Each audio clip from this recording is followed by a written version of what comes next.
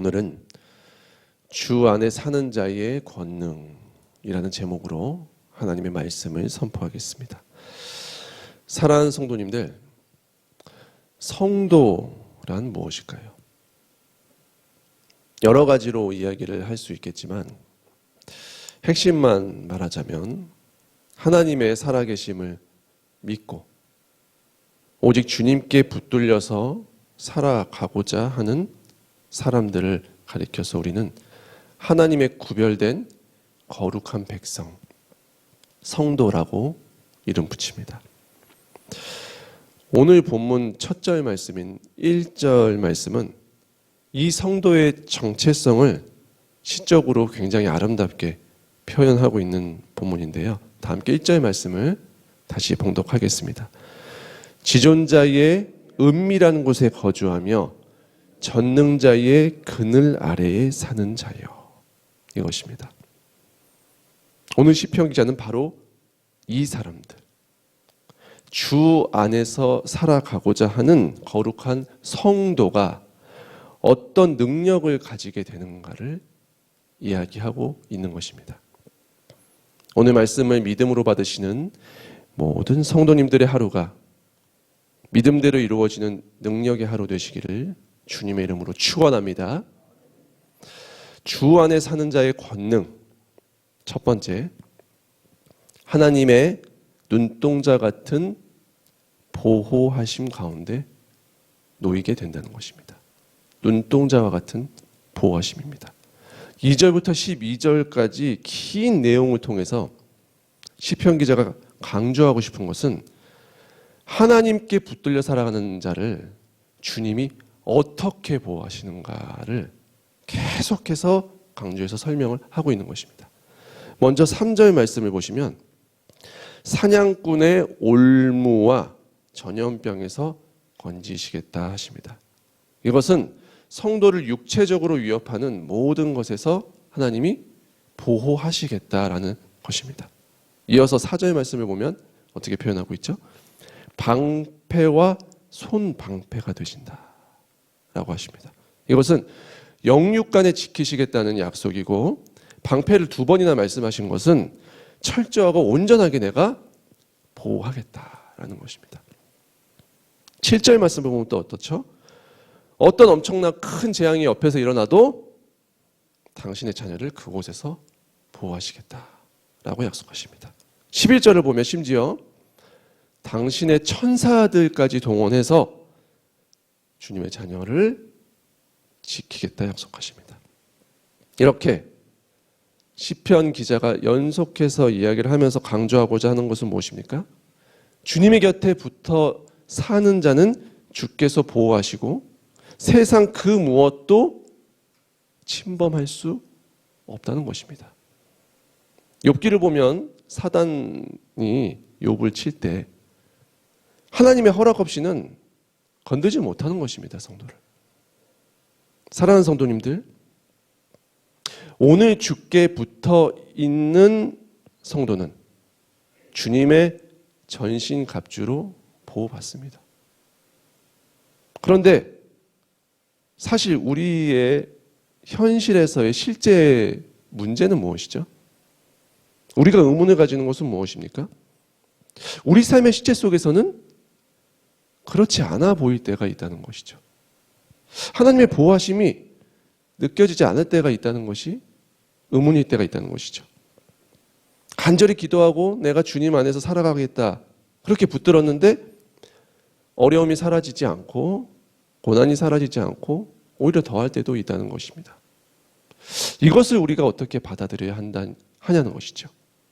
오늘 주님의 말씀과는 우리 삶의 실제가 다를 것 같을 때, 그럴 때에도 우리는 오늘 시인과 같은 고백을 여전히 할 수 있느냐라는 것이 우리의 질문인 것입니다.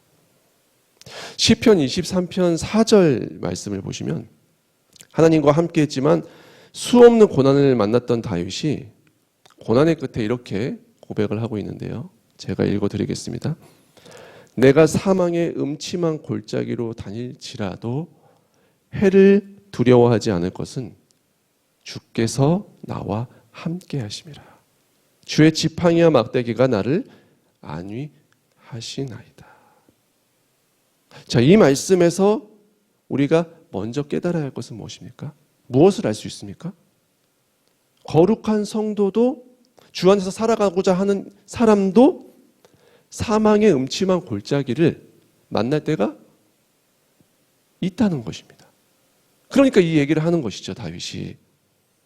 큰 고난과 어려움을 당할 때가 있다는 것입니다. 그러니까 지날지라도, 사망의 음침한 골짜기를 지날지라도라고 표현하는 것입니다. 하나님 안에 하나님의 보호하심의 능력이 없어서가 아니라 주의 뜻 안에서 어려움을 당할 때가 성도가 있다는 것이죠. 그러니 하나님의 보호하심이 없는 것이 아니라 주님의 뜻이 무엇인지를 그 어려움 가운데 구하는 게 성도의 태도라는 것입니다. 더 나아가서는 어려움이 없는 것이 주님의 보호하심인가도 생각해 볼 필요가 있습니다. 그 어려움이 있는 것이 영적으로 우리를 보호하시는 것일 수 있습니다. 편협하게 생각해서는 안 됩니다. 분명히 주님의 뜻이 있는 것입니다. 그 어려움을 통해서 우리에게 말씀하고자 하는 것이 있는 것이고 영적으로 성숙하게 하려는 주님의 의도가 있는 것이고 그것이 주님의 보호하심일 수 있다는 것입니다. 깊이 생각해 보셔야 하는 것입니다. 그러니까 이 고난 가운데 우리가 하나님의 뜻을 물으면서 상황이 견딜만 해서가 아니라 사망의 골짜기는 여전히 큰 고통이며 숨이 막힐 정도의 갑갑함일 수 있지만 하나님이 주신 고난이라고 해도 어려움이라도 그럴 수 있지만 그러나 그런 어려움과 고통을 겪을지라도 성도는 주님과 함께 하다면 견딜 수 있다는 사실을 선포해야 한다는 것을 다윗은 이야기하고 있는 것입니다. 왜일까요? 주님이 나와 함께 하신다면 주님께서 나에게 허락하신 어려움이라면 그 고난이라면 주님께서 반드시 피할 길도 주실 것이라는 것을 믿기 때문입니다. 주님은 나를 결코 망하게 하시는 분이 아니라는 것을 다윗은 믿은 것입니다. 이것이 주님의 보호하심과 인도하심이라는 사실을 보이는 상황이 그렇지 않아도 믿는 믿음. 그것이 다윗의 믿음이었다는 것입니다. 사랑하는 성도님들, 주 안에 살고 계시다면 어떤 상황을 만나시든 두려워하지 마십시오. 거친 파도 속에서 여전히 잠을 주무셨던 예수님을 깊이 생각해 보시기 바랍니다. 어려움이 있잖아요. 고난이 있잖아요. 하지만 그 속에서도 어떻게 깊은 잠을 주무십니까? 아버지 하나님의 보호하심과 인도하심을 신실하게 믿었기 때문입니다. 주님이 파도 속에서도 우리를 지키십니다. 우리를 보호하십니다. 이것이 주님의 신실하신 약속입니다. 그러므로 이 믿음으로 어떤 상황을 만나든지 주님 의지하셔서 승리하시는 오늘이 되시기를 주님의 이름으로 축원합니다. 주 안에 사는 자의 권능 두 번째, 악한 영의 권세를 이길 능력을 가진다는 것입니다. 오늘 말씀의 13절 말씀을 다 함께 봉독하겠습니다. 내가 사자와 독사를 밟으며 젊은 사자와 뱀을 발로 누르리로다. 아멘. 여기서 사자와 독사는 성경에서 악한 영, 사단의 권세를 상징하는 동물들입니다. 이것을 발로 누른다고 표현한 것은 악한 영을 이기는 능력을 받게 된다는 것입니다. 오늘 주 안에 사는 사람들은 결코 악한 영의 권세가 침입할 수 없고 오히려 그 악한 영이 성도의 발 아래에 놓이게 된다고 선포하고 있는 것입니다. 하지만 그것은 우리의 능력이 아니고 오늘 우리와 함께 계시는 하나님의 능력인 것이죠. 사랑하는 성도님들, 사단이 비록 타락했지만 그럼에도 불구하고 그들은 우리보다 월등한 존재입니다. 이 타락한 땅에서 그들은 우리를 얼마든지 이런저런 유혹과 시험에 빠지게 할 수 있고 농락할 수 있고 멸망의 길로 인도할 수 있는 능력이 있습니다. 우리보다 월등한 존재입니다. 그래서 우리가 그들과 직접 싸워서는 백전백패입니다. 이길 수 없습니다. 우리가 싸우는 것이 아니라 우리와 함께 계시는 주님이 우리를 위해서 싸워주셔야 하는 것입니다. 우리는 연약합니다. 우리는 시험에 쓰러집니다. 우리는 알 수 없는 미래가 두렵습니다. 그것을 이용하는 사단의 괴계를 우리는 이길 수 없습니다. 그들의 지혜를 따라갈 수 없습니다. 사단은 우리보다 강합니다. 하지만 우리 주님은 사단보다 강하십니다. 그러니 세상을 이길 힘은, 모든 악한 힘을 이길 그 능력은 우리에게 있지 않음을 다시 고백하는 것입니다. 우리 주님께 있습니다. 우리 주님께만 있습니다.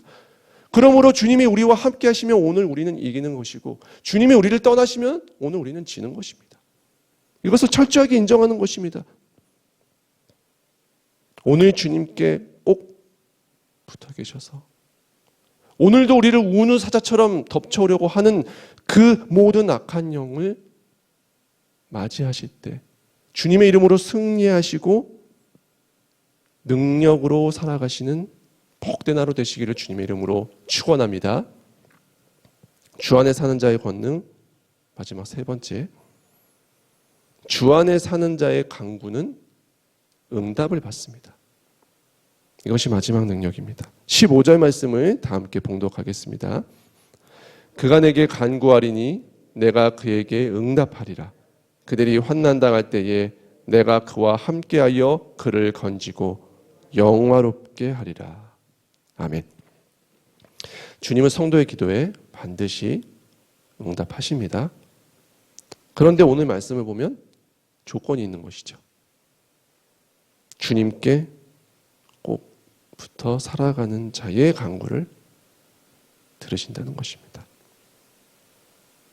주여 주여 하지만 실제의 삶에서는 주님이 전혀 드러나지 않는, 자신의 힘과 능력으로 살아가시는 분들이 많습니다. 만약 신앙생활 속에서 기도의 능력이 오랫동안 전혀 나타나지 않고 내가 세상을 이기기보다는 세상에 계속 먹혀 들어가고 있다는 느낌이 드신다면 우리의 신앙을 돌아볼 필요가 있는 것입니다. 나는 정말 하나님 안에서 살아가고 있는가? 나의 생각과 나의 시간과 나의 모든 말과 행동이 진짜 어느 곳에 있는지를 스스로 직면해 봐야 된다는 것입니다. 과연 나는 먹든지 마시든지 하나님의 이름을 부르고 있는가? 나를 하나님 안에서 돌아보는 시간이 있어야 합니다. 우리의 오늘 하루의 삶이 주님께 맡겨진다면 주님이 우리의 삶을 온전히 주장하실 것입니다.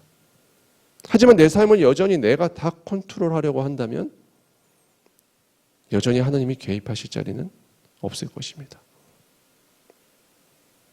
그래서 믿는다고 하는 사람들은 많지만 정말 주님의 권능을 누리며 살아가는 자는 드문 것입니다.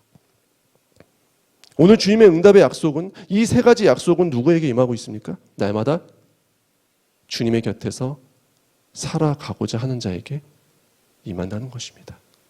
사랑하는 성도님들, 오늘 다시 결단하기 원합니다. 어제까지 주님께 멀어졌더라도 괜찮습니다. 오늘 다시 주님께 붙어 계시면 되는 것입니다. 먹든지 마시든지 무엇을 하든지 주님의 영광을 위하여 살아가셔서 성령님의 임재가 충만한 하루 되시기를 축복합니다. 그렇게 사시는 성도님들의 걸음을 오늘 주님께서 보호하시고 지키시고 모든 사단의 괴계를 밟아 누르는 권세를 주실 것이며 성도님들의 모든 간구에 주님께서 반드시 응답하실 것입니다. 오늘 성도님들이 밟으시는 그 모든 땅에서 주의 집에 거하는 자로 나타나시기를 축복합니다. 그리하여 약속하신 성도의 모든 권능을 누리시고 승리하시는 하루하루의 삶이 되시기를 주님의 이름으로 간절히 축원합니다.